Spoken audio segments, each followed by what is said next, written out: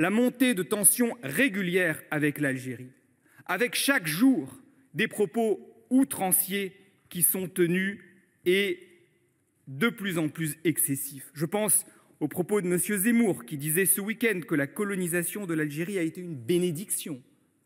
Je pense aussi au fils d'un ancien président de la République qui appelle, je cite, à brûler l'ambassade d'Algérie en France. Je pense aussi à cette ancienne tête de liste aux élections européennes qui disait avant-hier que l'Algérie a du sang sur les mains.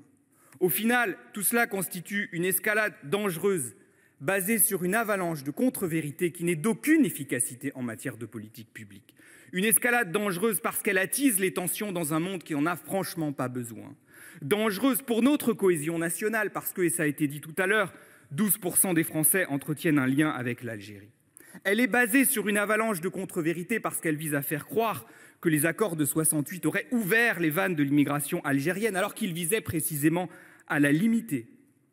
Et enfin, cette escalade n'est d'aucune efficacité parce que force est de constater que ces joutes médiatiques, qui une fois de plus ont cours depuis maintenant des mois, n'ont permis d'obtenir aucune exécution d'OQTF supplémentaire. Et quand on est ministre, on est jugé sur ces résultats. En l'occurrence, en quoi cette montée de tension a permis d'obtenir quoi que ce soit du gouvernement algérien? Absolument rien.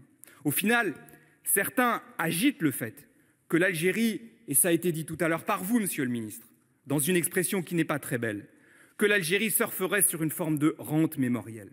J'ai surtout le sentiment, à la lumière de ces débats médiatiques, qu'aujourd'hui, la haine de l'Algérie et des Algériens sert de rente électorale à des responsables politiques en manque d'imagination. Je souhaite que ce débat puisse retrouver de la raison, de l'apaisement et soit animé par l'intérêt général. C'est l'intérêt de la France et c'est l'intérêt des Français. Merci, cher collègue. Monsieur le ministre, vous ne souhaitez pas répondre. La parole est